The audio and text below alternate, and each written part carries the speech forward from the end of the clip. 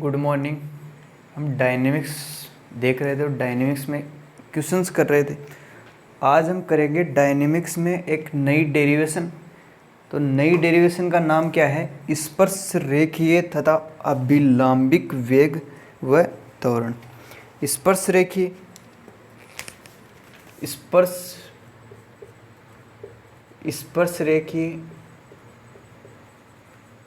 स्पर्शरेखीय तथा अभिलंबिक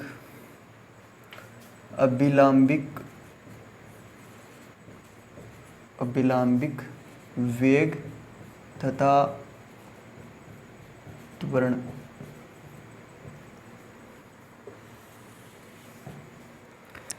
tangential and normal velocity and accelerations. तो यहाँ से tangential and normal velocity and acceleration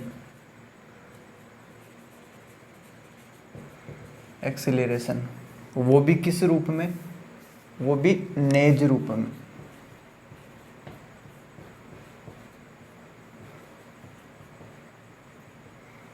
तो क्या देखना है? स्पर्शरेखीय तथा अभिलंबिक वेग तथा स्पर्शरेखीय तथा अभिलंबिक त्वरण। तो चार चीजें हैं कि स्पर्शरेखीय वेग और अभिलंबिक वेग, स्पर्शरेखीय त्वरण और अभिलंबिक त्वरण, ये चार चीजें। फिर इसके बाद हमें देखना है नेज रूप। तो नेज रूप क्या है? नेज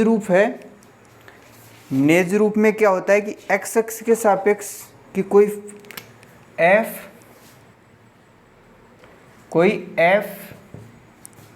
एस और साई दे रखा होगा और वहाँ फंक्शन कांस्टेंट कि एफ एस और साई कांस्टेंट, जहाँ एस क्या है? एस है चाप की लंबाई। थोड़ा सा ये ध्यान में रखना है कि एस क्या है? चाप की लंबाई। और साई क्या है? साई है एक्स एक्स के साथ कोण, एक्स एक्स के साथ कोण। तो एक्स एक्स के साथ जो कोण बनेगा वो तो क्या होगा? साई। और एस क्या है? चाप की लंबाई। तो एस तो चाप की लंबाई कि चाप कितना है? चाप की लंबाई होगी एस। और साई क्या होगा? एक्स अक्ष के सापेक्ष। मान लो ये कोई एक्स अक्ष है तो एक्स अक्ष के सापेक्ष जो कोण बनेगा, एक्स अक्ष के सापेक्ष ये कोण होगा। ये तो नेगेटिव अक्ष के सापेक्ष है और ये पॉजिटिव अक्ष के सापेक्ष। तो हमेशा लेते हैं हम पॉजिटिव अक्ष के सापेक्ष। तो ये क्या है? ये जो कोण होगा इसको नाम देंगे अब साई। तो ये कोण क्या है? साई।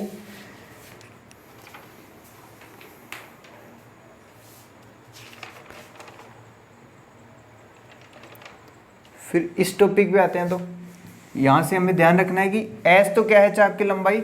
और साई क्या है? साई क्या है?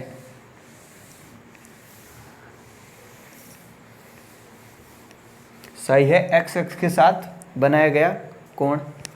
साई क्या है? एक्स अक्ष के साथ बनाया गया कोण। तो इसको देखेंगे कि स्पर्शरेखीय वेग क्या है।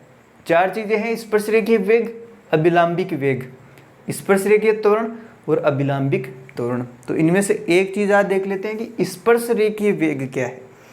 स्पर्शरेखीय वेग क्या होता है कि स्पर्शरेखा के अनुदिश जो वेग है वो स्पर्शरेखीय वेग है। जो स्पर्शरेखा के अनुदिश जो वेग होगा वो क्या होगा? स्पर्शरेखीय वेग। तो स्पर्शरेखा के अनुदिश किस प्रकार होगा वेग? तो मान लो कोई ये क्या है? ये कोई प्रारंभिक लाइन, कोई एक्स अक्ष है, कोई कण घूम रहा है वक्र के सापेक्ष। मान लिया ये वक्र है, इसके सापेक्ष कोई कण घूम रहा है। तो इसके सापेक्ष यदि कोई कण घूम रहा है तो मान लिया कि प्रारंभिक बिंदु क्या है? प्रारंभिक बिंदु है ए, कि यहाँ से ये स्टार्ट हुआ। और इसके स्पर्शरेखीय वेग ज्ञात करने के लिए एक स्टेटमेंट दे रखा होगा। तो स्टेटमेंट दे रखा है बुक में। स्टेटमेंट क्या है कि यदि एक कण स्टेटमेंट दे रखा है इसी का, इसी में स्टेटमेंट दे रखा है। एग्जाम में क्वेश्चन आएगा तो स्टेटमेंट दे रखा होगा और बोलेगा स्पर्शरेखीय वेग ज्ञात करो या स्पर्शरेखीय त्वरण ज्ञात करो, इस अभिलंबिक वेग ज्ञात करो या अभिलंबिक त्वरण ज्ञात करो। तो यहाँ से स्टेटमेंट क्या है कि यदि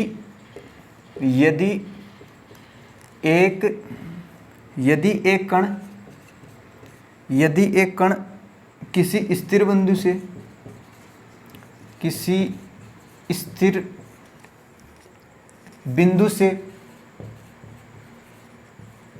स्थिर बिंदु से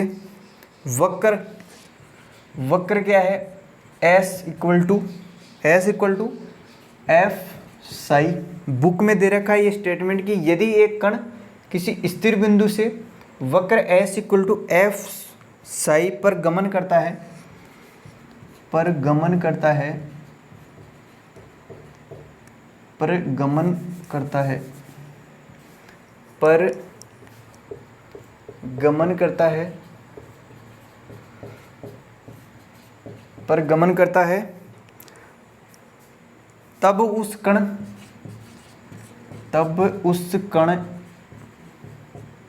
तब उस कण के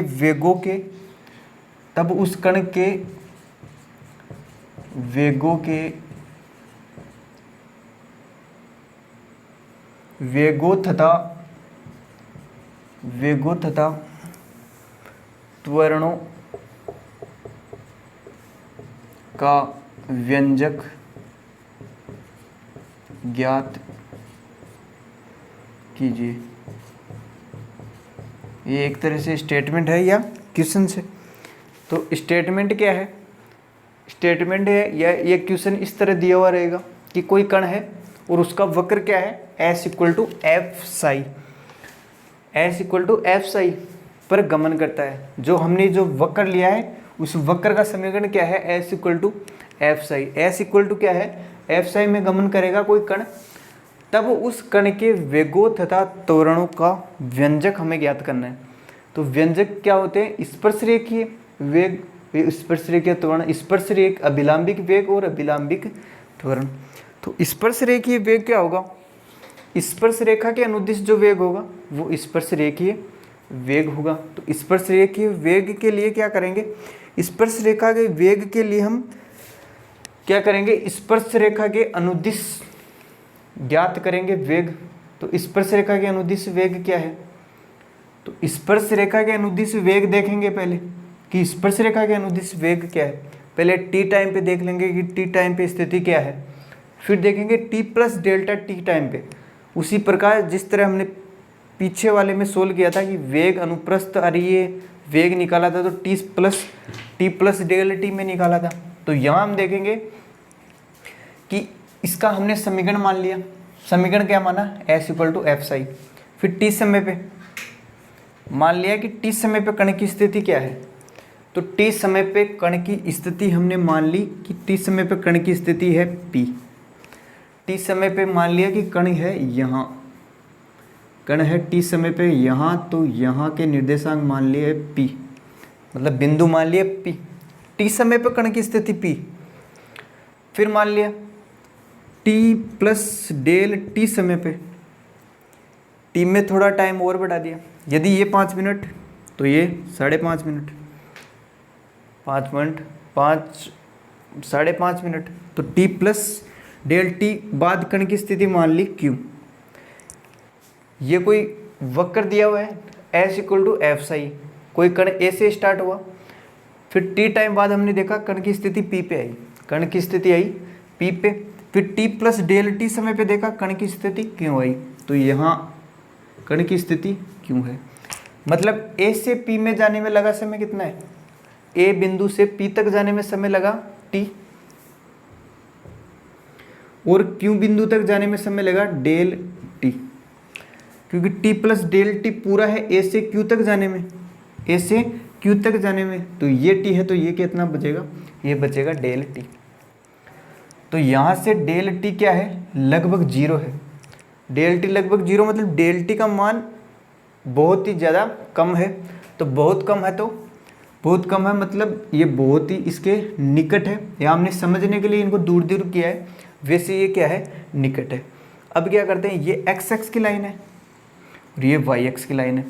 मैंने आपको बताया कि पी के जो भी बिंदु पी है, मान लो कोई कर्व ये इस प्रकार है, कोई वर्त, स्पर्शरेखा किसके, इसके परिधि पे खींचते हैं स्पर्शरेखा, इस तरह ये कटेगा नहीं, बाहर से जाएगा स्पर्शरेखा। तो यहाँ इस बिंदु पी पे स्पर्शरेखा यदि खींचे, बिंदु पी पे यदि स्पर्शरेखा खींचे, बिंदु पी पे यदि स्पर्शरेखा खींचेंगे तो जाएगी इस प्रकार से, और इसको क्रॉस नहीं करेगी, बाहर से जाएगी।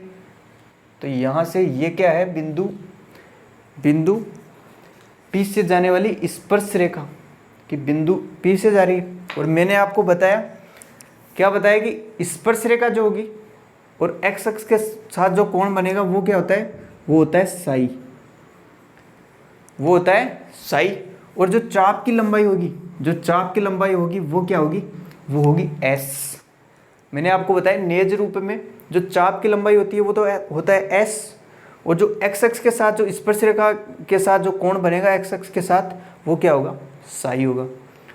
फिर कण की स्थिति मानी क्यू, तो कण की स्थिति क्यू मानी, तो फिर इस पे भी स्पर्शरेखा खींचते हैं एक, इस पे भी स्पर्शरेखा खींचेंगे तो ये भी एक्स अक्ष को काटेगी, और ये एक्स अक्ष को काट रही है, तो ये डेल टी है। तो पी क्यू का जो चाप है उस चाप की लंबाई मान ली डेल टी, ये जो चाप है इस प्रकार, इस चाप की लंबाई मान ली, इस चाप की लंबाई कितनी मान ली, डेल एस। तो ये कितना है, डेल एस, और ये एस, यहाँ से यहाँ तक जाने में लगा, ए से पी तक जाने में लगा समय टी, और पी से क्यू तक जाने में लगा समय डेल टी। तो ए पी चाप की लंबाई तो एस, और पी क्यू चाप की लंबाई डेल एस। और एक्स अक्ष के साथ जो ये कोण बनाएगा, पहले साई था, कोण थोड़ा बढ़ा तो इसको मान लिया psi plus del psi, psi plus del psi मान लिया हमने कि ये क्या है, साई प्लस डेल साई।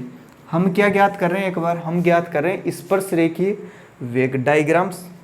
स्पर्शरेखीय वेग और अभिलंबिक वेग के लिए डायग्राम तो सेम बनेगा। इस बार हम इस क्लास में सिर्फ स्पर्शरेखीय वेग ज्ञात करेंगे।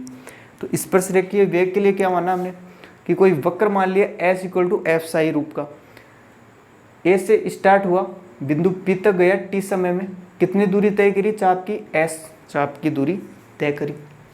फिर मान लिया टी प्लस डेल टी समय तक, तो क्यू पर पहुंचा वो ए से क्यू तक, और इस चाप की लंबाई डेल एस, तो पूरे चाप की लंबाई ए से क्यू तक पूरे चाप की लंबाई याद करें तो वो होगा S plus del S, S plus del S.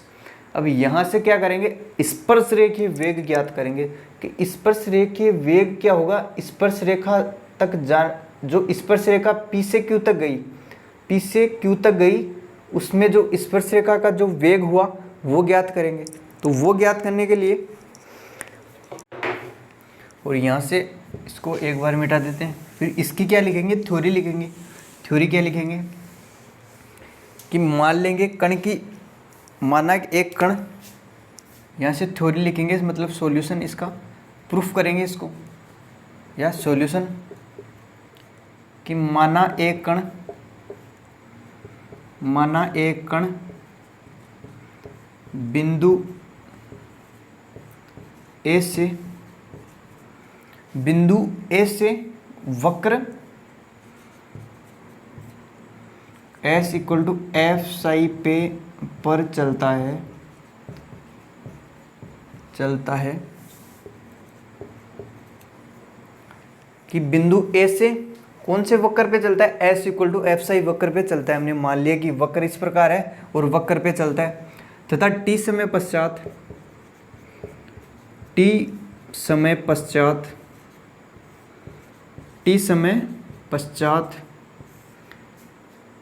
कण बिंदु पी पर पहुंचता है,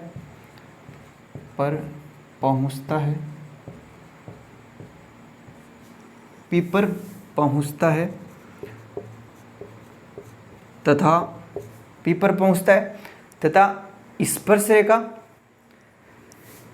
स्पर्श रेखा P पे हमने एक स्पर्श रेखा खींची थी ये, तो P पर स्पर्श रेखा x के साथ साई कोण बनाती है, साई कोण बनाती है तथा t समय पहले देखा, तो अब देखेंगे t प्लस डेल टी समय पश्चात। तो t प्लस डेल टी समय पश्चात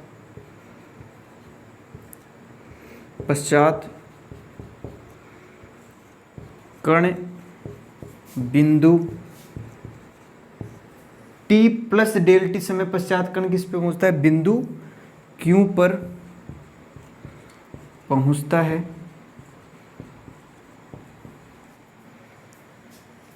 जहां स्पर्श रेखा Q पर स्पर्श रेखा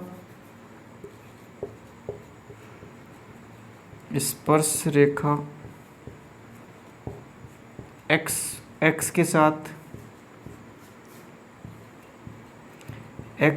के साथ कितना डिग्री का कोण बनाती है? साई प्लस डेल साई कोण बनाती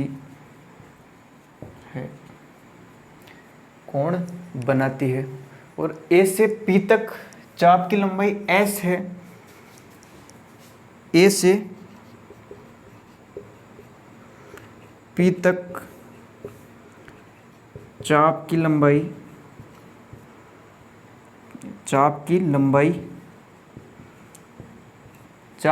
क्या है? A से P तक चाप की लंबाई S, A से P तक चाप की लंबाई S है तथा बिंदु P से Q तक चाप की लंबाई क्या है? डेल S तथा बिंदु P से Q तक चाप की लंबाई क्या है? चाप की लंबाई क्या है? डेल S है। ये क्या लिखनी है हमें? थ्योरी लिखनी है कि एक कण है, बिंदु A से वक्र S equal to F psi पर चलता है तथा t समय पर कोई ये वक्र है, बिंदु A से चल रहा है, बिंदु A से स्टार्ट हो रहा है और t समय पश्चात कण की स्थिति हो जाती है P। कण की स्थिति क्या हो जाती है? P तथा x अक्ष के साथ P के सापेक्ष जो स्पर्श रेखा खींची वो x अक्ष के साथ साई कोण बनाएगी तथा t प्लस डेल टी के पश्चात का बिंदु Q पर पहुंचता है, जहां Q पर स्पर्श रेखा x अक्ष के अनुदिश साई प्लस डेल साई का कोण बनाती है। और A से P तक चाप की लंबाई है S तथा P से Q तक चाप की लंबाई क्या है? Del S। तो ये डेल S, ये P से Q तक चाप की लंबाई क्या है? Del S। अब हम क्या ज्ञात कर रहे हैं? एक बार स्पर्श रेखीय वेग, बिंदु P पर स्पर्श रेखीय वेग क्या होता है? विस्थापन अपॉन समय, विस्थापन बटा समय या विस्थापन में परिवर्तन की दर। तो विस्थापन होगा P के सापेक्ष, स्पर्श रेखा P के सापेक्ष कितने समय में? डेल टी समय में। तो डेल टी समय में कितना विस्थापन होगा स्पर्श रेखा के अनुदिश, बिंदु P की स्पर्श रेखा के अनुदिश? तो पहले तो कण की स्थिति क्या थी? कण की स्थिति थी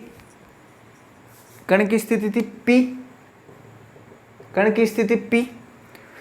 फिर डेल टी समय में कण की स्थिति क्या होगी? Q।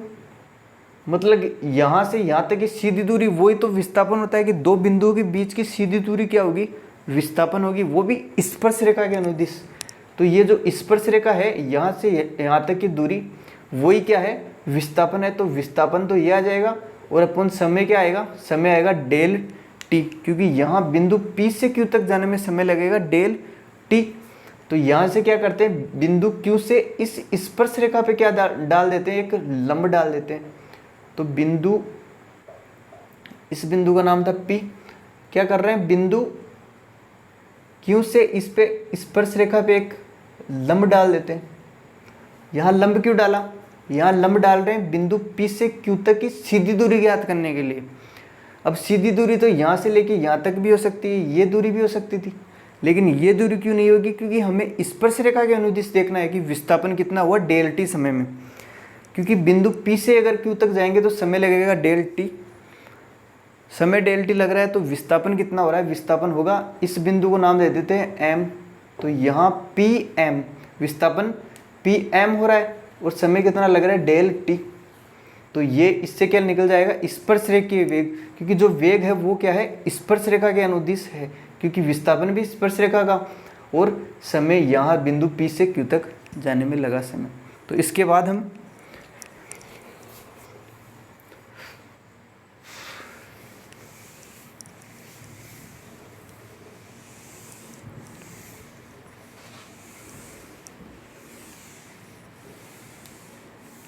क्या देख रहे हैं, P के सापेक्ष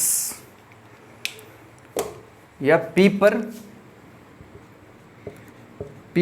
स्पर्श रेखीय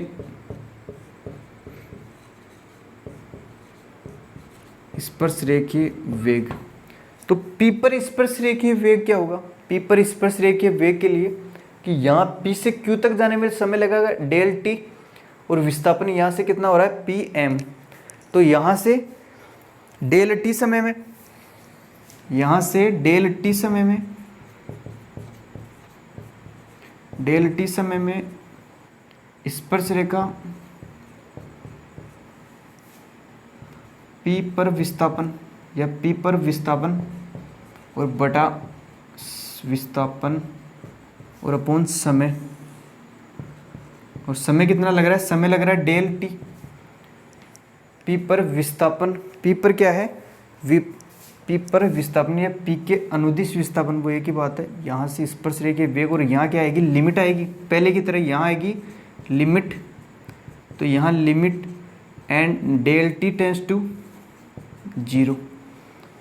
तो डेल टी समय में विस्थापन कितना हो रहा है और कितना समय लग रहा है, क्योंकि विस्थापन अपोन समय क्या है, वेग है।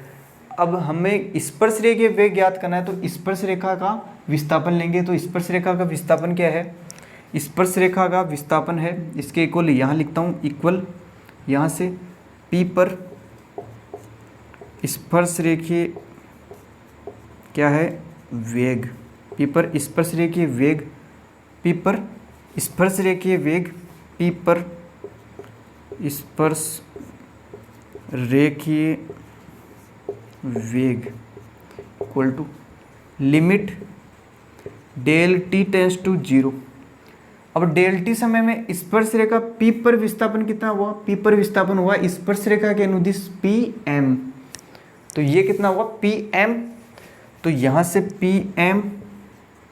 Pm अपॉन समय कितना है डेल टी, समय कितना है डेल टी।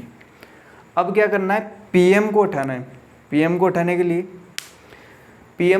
लिए क्या करते हैं, यहाँ से P से Q तक सीधी दूरी तक मिलाते हैं। तो यहाँ से क्या करा, P से Q तक मिला दिया, तो एक त्रिभुज बना इस प्रकार का,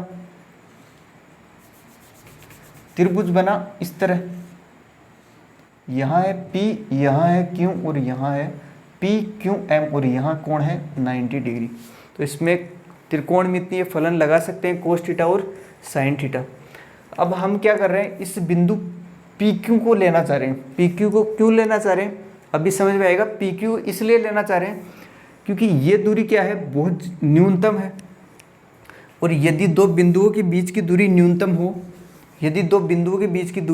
हो, तो जीवा तथा चाप की लंबाई क्या होती है, समान होती है। कॉम्प्लेक्स में हमने पढ़ा है कि यदि दो बिंदुओं की बीच की दूरी, यदि यहाँ से ये तो क्या है, ये है चाप और ये क्या है जीवा, तो इन दोनों के लिए चाप और जीवा की लंबाई क्या हो जाएगी, बराबर हो जाएगी। यदि ये दोनों बिंदु निकट होंगे तो ये दोनों क्या है, निकट है, तो इसलिए हम PQ को लेना चाह रहे हैं। तो यहाँ से ये तो क्या है, यदि इसको हम डेल थीटा माने, इसको क्या मान लिया हमने, डेल थीटा मान लिया। क्योंकि डेल थीटा इसलिए मान लिया क्योंकि इन दोनों के बीच की दूरी क्या है, लगभग जीरो के लिए हमने थीटा नहीं लेंगे, यहाँ लेंगे डेल थीटा। यहाँ डेल थीटा लेंगे तो पी क्यू तो थीटा के सामने वाली भुजा क्या होती है, थीटा के सामने वाली भुजा होती है लंब, और ये क्या है बेस, ये क्या है आधार, और ये क्या है कर्ण। तो यहाँ हमें संबंध चाहिएगा कर्ण और आधार में। कर्ण क्यों ले रहे हैं, क्योंकि चाप की लंबाई ले लेंगे हम, डेल एस काम में ले लेंगे। तो यहाँ डेल एस के लिए हमने कर्ण लिया और आधार लिया। आधार के लिए तो पी एम है ही, पी एम को चेंज कर रहे हैं उसके लिए।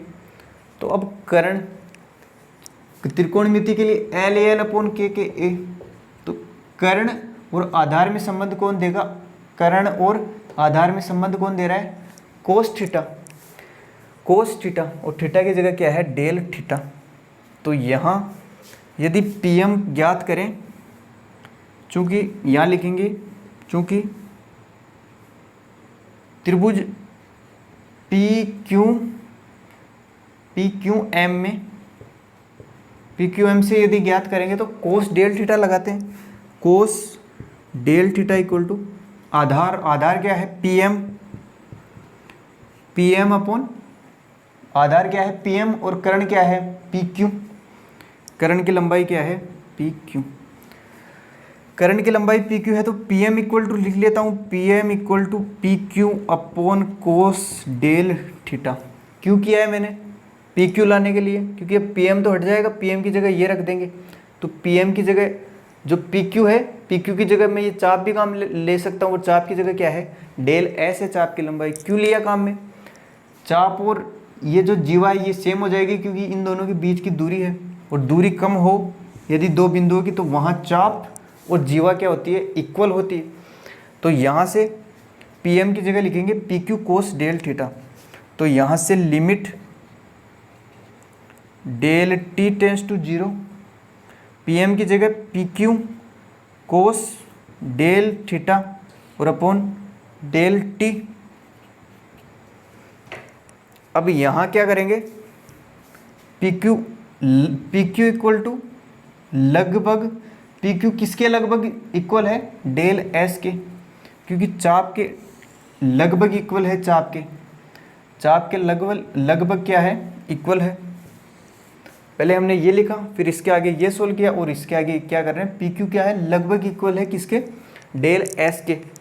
तो यहाँ से पी क्यू की जगह क्या आएगा डेल एस। तो यहाँ से पी पर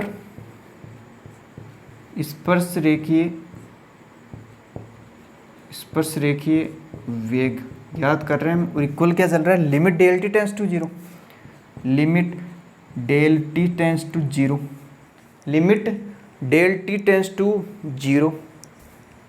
पी क्यू की जगह क्या है लगभग डेल एस।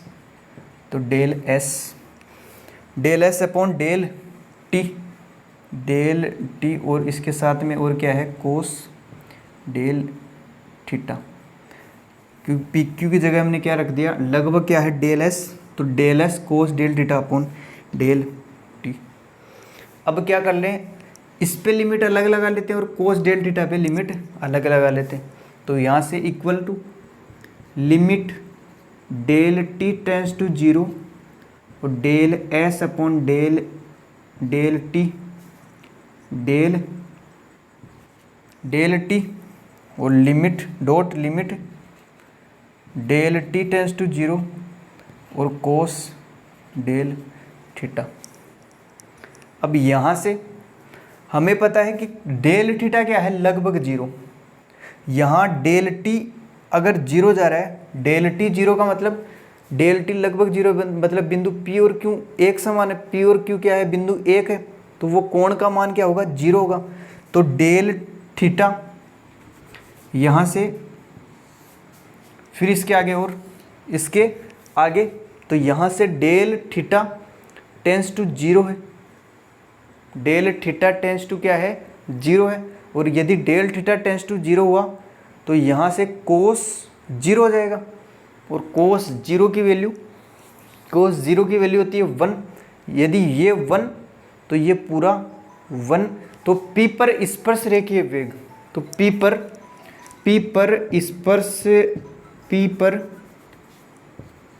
पर स्पर्श रेखीय पी पर स्पर्शरेखीय वेग, तो पी पर स्पर्शरेखीय वेग के लिए limit del T tends to zero, del T tends to zero और del S upon del T, और यहाँ del theta tends to zero है, डेल थीटा टेंस टू यदि जीरो है तो कोस थीटा की वैल्यू, कोस जीरो थीटा की value 1, यदि ये 1 तो लिमिट ये हट जाएगी क्योंकि 1 पे लिमिट लगेगी नहीं, तो इसका मान तो आया 1, तो 1 से गुणा होके फिर यही। अब इसका मान क्या होता, इसका मान हमने ज्ञात किया था कि dy equal to D X हो, dy इक्वल टू यदि dx हो तो उसके लिए क्या होता है, limit del t tends to zero, del x tends to zero, del x tends to zero, और यहाँ होता है del y upon del x। ये स्कूल में पढ़ा है हमने कि del y equal to del y upon del x हो तो equal to limit del x tends to zero और del y upon del x। यहाँ y की जगह s और t की जगह x, और यहाँ लिमिट, तो यहाँ y x s, तो ये पूरा क्या हो जाएगा, कंप्लीट d हो जाएगा डेल की जगह।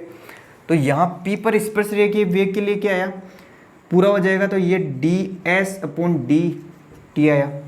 कहाँ से आया, ये आया यहाँ से। ये अरे ये वेग तथा अनुप्रस्थ वेग में भी ज्ञात किया कि limit del T tends to zero हो और del S upon del T हो, तो लिमिट पुट करते क्या हो जाएगा, D S upon D T में कन्वर्ट हो जाएगा। अब यहाँ डी अपॉन डी टी का मतलब क्या होता है, डी अपॉन डी टी का मतलब होता है कि जो अगली वाली जो वैल्यू है उस पर जाएगा एक डॉट, तो यहाँ अगली वैल्यू क्या है s, तो s पे जाएगा एक डॉट, तो यहाँ से क्या होगा s डॉट।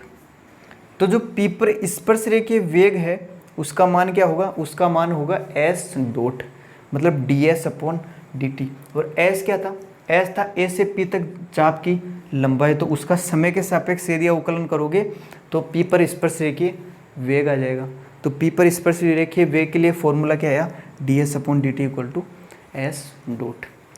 एक बार फिर से देखेंगे इसको कि स्पर्शरेखीय वेग ज्ञात कर रहे हैं, स्टेटमेंट दे रखा है, स्टेटमेंट हमें दे रखा होगा क्वेश्चंस में। तो यहाँ से वक्र दे रखा है s equal to F psi, वक्र s equal to F psi पर गमन कर रहा है कोई कण, तो उसके लिए वो ज्ञात करना था, स्पर्शरेखीय वेग ज्ञात किया आज केवल। तो स्पर्शरेखीय वेग के लिए, स्पर्शरेखीय वेग के लिए क्या माना कि बिंदु a से कोई स्टार्ट हुआ कोई कण और वक्र s equal to F psi के अनुदिश चल रहा है, तो बिंदु P पर t समय पे कण की स्थिति है और Q पर t प्लस डेल t समय पे कण की स्थिति है। और साई क्या है, बिंदु P की स्पर्शरेखा के अनुदिश x अक्ष के साथ बनाया गया कोण, वो तो है साई, और बिंदु Q का स्पर्शरेखा के अनुदिश x अक्ष के सापेक्ष बनाया गया कोण क्या है, साई प्लस डेल साई। फिर हमें P पर स्पर्शरेखीय वेग ज्ञात करना है, P पर स्पर्शरेखीय वेग ज्ञात करना है, तो मान लिया P से Q तक जाने में समय कितना लगा था, डेल t, क्योंकि वेग ज्ञात करना है और वेग क्या होता है, विस्थापन बटा समय, तो समय तो ये, और विस्थापन क्या होगा, विस्थापन हम स्पर्शरेखा के अनुदिश वेग ज्ञात कर रहे हैं, तो स्पर्शरेखा का विस्थापन ज्ञात कर लिया, स्पर्शरेखा का विस्थापन कितना है pm, तो pm अपॉन डेल टी। फिर हमने इस त्रिभुज को देखा, इस त्रिभुज को देखा तो PQ से PM को चेंज कर दिया, कोस डेल थीटा लगा के, तो PM equal to PQ cos theta, तो PQ cos theta del T, और ये लिमिट की लिमिट। फिर हम PQ को क्या कर रहे हैं, बिंदु P और Q क्या है, लगभग सेम है, मतलब पास पास है, बहुत ही नज़दीक है। नज़दीक होते हैं तो नज़दीक होंगे तो जीवा तथा चाप की लंबाई क्या होती है, बराबर होती है। कॉम्प्लेक्स में भी देखा तो यहाँ बराबर होगा, तो डेल थीटा टेंस टू क्या होगा, 0, तो डेल थीटा